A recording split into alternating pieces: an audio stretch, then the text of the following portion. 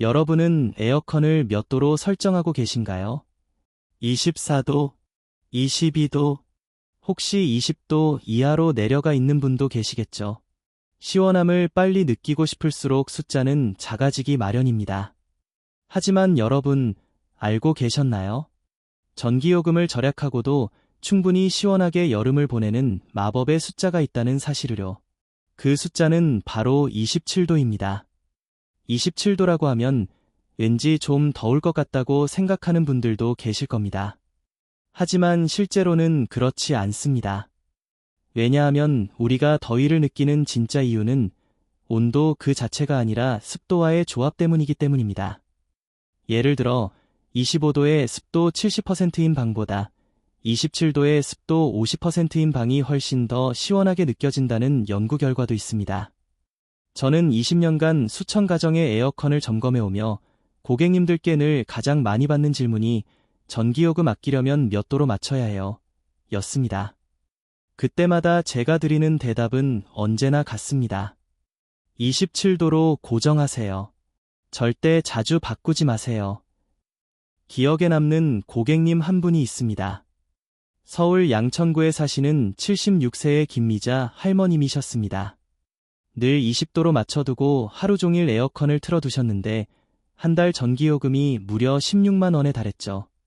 제가 27도로 바꿔드리고 습도 조절 팁도 함께 알려드린 뒤 다음 달 다시 찾아뵈었을 때 할머님이 이렇게 말씀하셨습니다. 아니, 이게 무슨 일이래요? 이번 달엔 10만 원도 안 나왔어요. 게다가 밤에도 덜 춥고 더 편해요. 이 경험을 통해 다시금 느꼈습니다. 우리는 시원함이라는 감각을 온도 숫자 하나로만 판단해서는 안 된다는 것. 에어컨은 설정 온도에 도달할 때 가장 많은 전력을 소모합니다. 1도만 낮춰도 약 10% 더 많은 전기를 쓴다는 보고도 있습니다. 그렇기 때문에 자주 온도를 올렸다 내렸다 하는 습관은 오히려 전기 낭비의 지름길이죠. 27도로 고정, 그리고 나머지는 습도 조절과 공기순환으로 해결하는 것이야말로 여름을 경제적으로 보내는 가장 확실한 방법입니다. 자, 온도 설정 이야기는 여기까지. 하지만 온도만으로는 부족하죠. 이제는 바람의 흐름, 선풍기 활용법에 대해 이야기해 볼까요? 많은 분들이 여름이면 선풍기를 함께 사용하죠.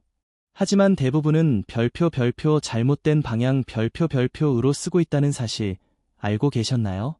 보통 우리는 선풍기를 자기 쪽으로 돌려놓습니다. 얼굴이나 몸에 직접 바람이 닿으면 당연히 시원하다고 느끼니까요. 그런데 이 방법은 단기적인 시원함은 줄 수 있어도 방 전체의 냉방 효율을 높여주지는 않습니다. 오히려 에어컨의 전력을 더 소모하게 만드는 경우도 많죠.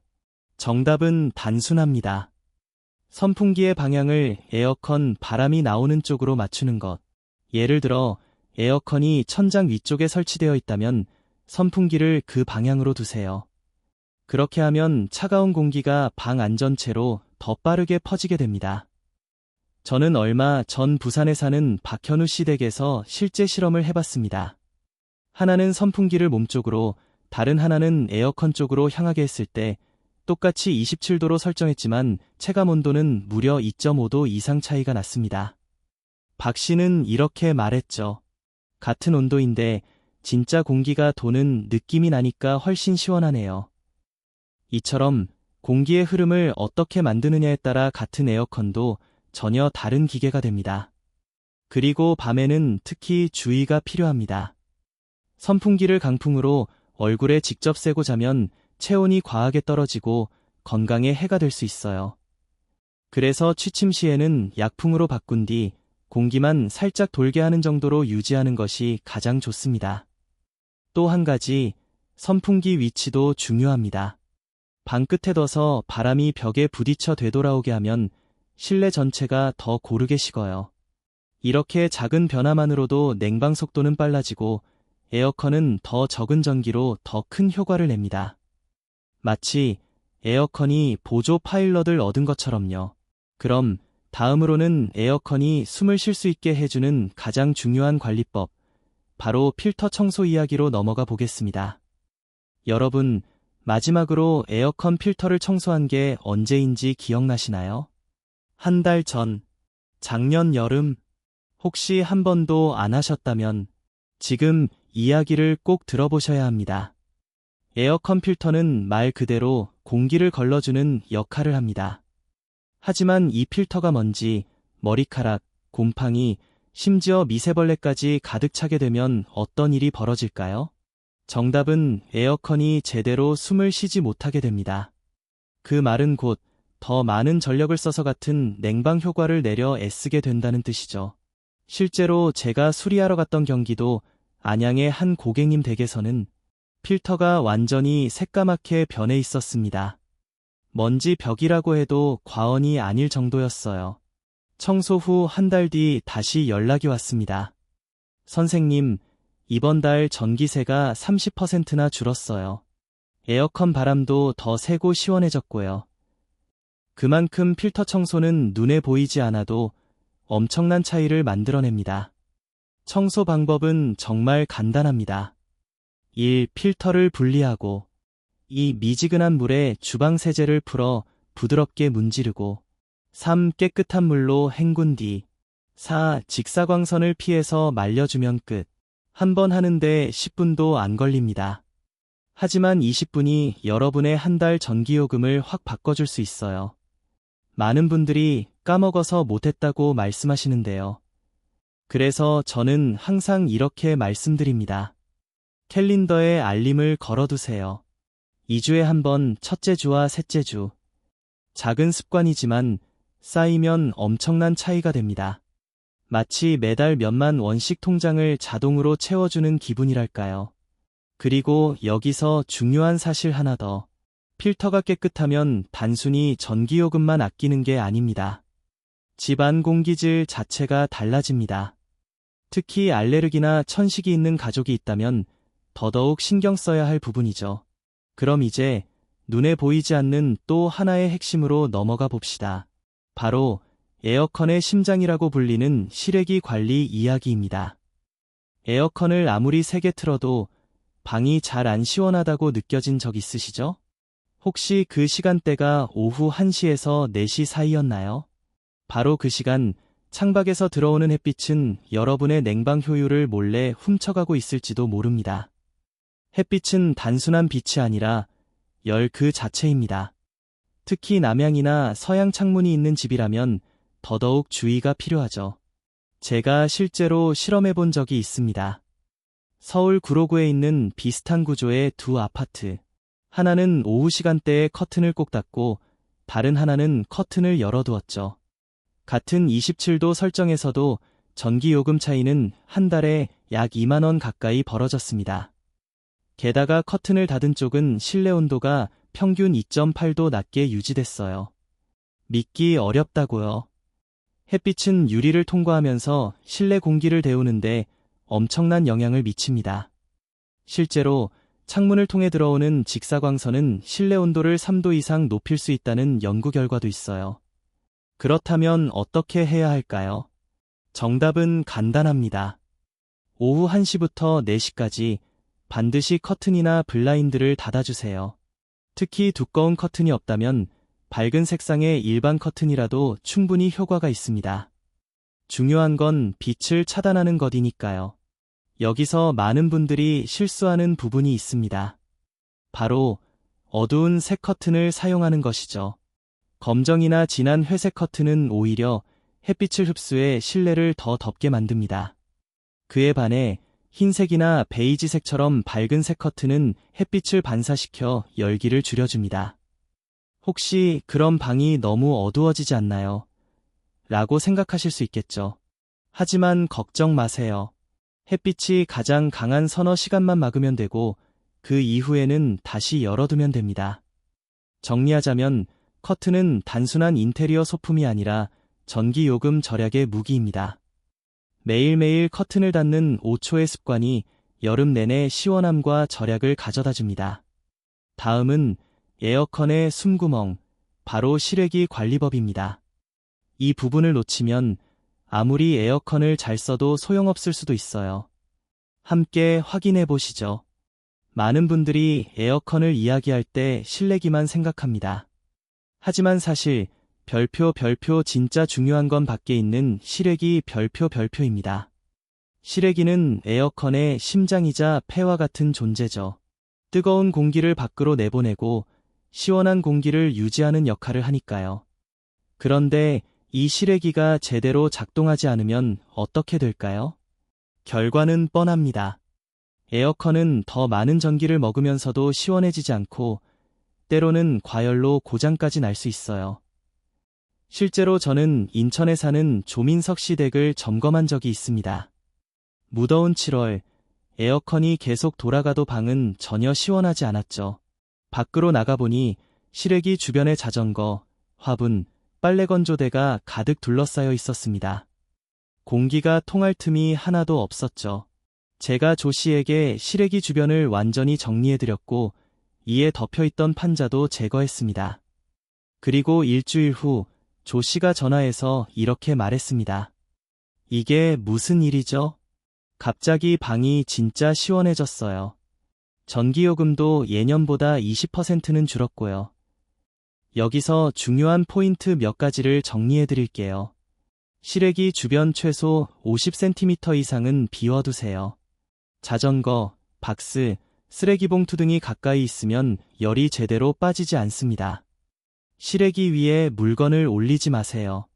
가끔 비나 먼지를 막겠다고 뚜껑을 덮는 경우도 있는데 오히려 열을 가둬서 고장의 원인이 됩니다. 실외기도 직사광선을 피하면 좋습니다. 가능하다면 위에 가벼운 차양막, 그늘막을 설치해보세요. 햇볕을 막으면 실외기의 온도가 5도 이상 낮아지고 그만큼 전기도 절약됩니다. 한 달에 한 번은 실외기 주변을 점검하고 청소하세요. 특히 여름 시작 전엔 먼지나 낙엽, 거미줄 등을 꼭 제거해주세요. 실외기는 눈에 잘 안 보이기 때문에 쉽게 잊힙니다. 하지만 이 작은 관심 하나가 에어컨의 수명과 성능을 좌우합니다. 전기요금을 줄이고 냉방 효과도 높이고 고장도 예방할 수 있는 최고의 관리법이죠. 이제 우리가 거의 다 챙겼습니다. 하지만 진짜 마법 같은 기능 하나가 남아있어요. 바로 대부분의 사람들이 모르고 지나치는 단 하나의 버튼. 다음은 AI 자동 모드라는 버튼 하나로 에너지 절약을 극대화하는 방법을 알려드릴게요. 혹시 에어컨 리모컨에 AI, 스마트, 인텔리전트 혹은 에코라고 적힌 버튼 보신 적 있으신가요? 그 버튼 그냥 넘기지 마세요. 바로 오늘 말씀드릴 99%의 사람들이 모르는 절약의 비밀입니다. AI 자동 모드는 단순히 자동으로 껐다 켜주는 기능이 아닙니다. 이 기능은 말 그대로 에어컨이 생각하게 만드는 버튼입니다. 어떻게 작동할까요? 실내의 온도, 습도는 물론 방에 몇 명이 있는지, 시간대는 언제인지 등을 감지해서 가장 효율적인 방식으로 운전합니다. 예를 들어 습도가 높으면 냉방보다 제습을 우선하고 사람이 적으면 출력을 자동으로 줄이고 밤이 되면 조용하게 온도를 서서히 올려주는 방식이죠. 저는 실제로 서울 마포구에 거주하는 직장인 이정윤 씨의 집에서 이 기능을 실험해봤습니다. 하루 8시간씩 일반 냉방 모드와 AI 모드를 각각 일주일간 사용한 결과 AI 모드를 썼을 때 전기 사용량이 평균 27%나 감소했습니다. 그녀의 반응은 이랬습니다. 그냥 버튼 하나 눌렀을 뿐인데 에어컨이 저보다 더 똑똑하게 일하는 느낌이에요. 많은 분들이 이 기능이 복잡하거나 불편할 거라고 오해하시지만 사실은 그 반대입니다. 더 조용하고 더 부드럽고 더 똑똑하게 작동하니까요. 실수 중 하나는 리모컨에 그 버튼이 있었지만 뭔지 몰라서 한 번도 눌러보지 않았다는 경우입니다. 너무나도 아까운 일이죠. 그래서 지금 이 영상을 보고 계신 여러분, 집에 있는 에어컨 리모컨을 꼭 한번 확인해 보세요. 만약 아래와 같은 버튼이 있다면 AI, 스마트, 에코, 지능형 운전 등등 그 버튼이 바로 마법의 절약 버튼입니다. 이 기능이 없는 구형 에어컨을 사용 중이라면 아쉽긴 하지만 지금까지 배운 5가지 방법만으로도 충분히 절약이 가능합니다. 하지만 새 에어컨을 구매할 계획이 있다면 이 AI 기능이 있는 모델을 꼭 확인하세요. 처음엔 조금 더 비쌀 수 있지만 3개에서 6개월 내에 전기요금으로 본전을 충분히 뽑을 수 있습니다. 자, 이제 마지막 단계만 남았습니다. 에어컨 없이도 몸을 시원하게 만들 수 있는 생활 속 소소한 꿀팁들을 함께 알아볼까요? 지금까지 전기요금을 줄이는 에어컨 사용법을 다 배웠습니다. 그런데 이런 날도 있지 않으신가요? 오늘은 굳이 에어컨 틀고 싶지 않다. 혹은 잠깐 나갔다 올 건데 굳이 전기를 쓸 필요 있나? 이럴 때를 위해 준비했습니다. 에어컨 없이도 시원하게 여름을 보내는 생활 꿀팁, 바로 시작합니다. 1. 얼음팩을 활용하자. 얼음팩이나 냉찜질 팩을 목, 손목, 발목 같은 혈관이 많은 부위에 5분만 대어보세요. 전신 체온이 1, 2도 정도 빠르게 내려갑니다. 더울 때마다 사용하면 에어컨 없이도 체감 시원함을 느낄 수 있어요. 이 찬물 조격, 다리만 담가도 온몸이 시원해진다. 찬물 한 대야에 발만 담가보세요. 10분만 해도 몸 전체의 순환이 바뀌고 땀이 멈춥니다. 특히 취침 전 조격을 하면 에어컨 없이도 숙면 가능. 3. 냉장 페트병 5어 냉수 스프레이. 500ml 페트병에 물을 넣고 얼린 후 수건으로 감싸서 손에 쥐거나 스프레이 병에 냉수를 넣어 피부에 가볍게 뿌려보세요.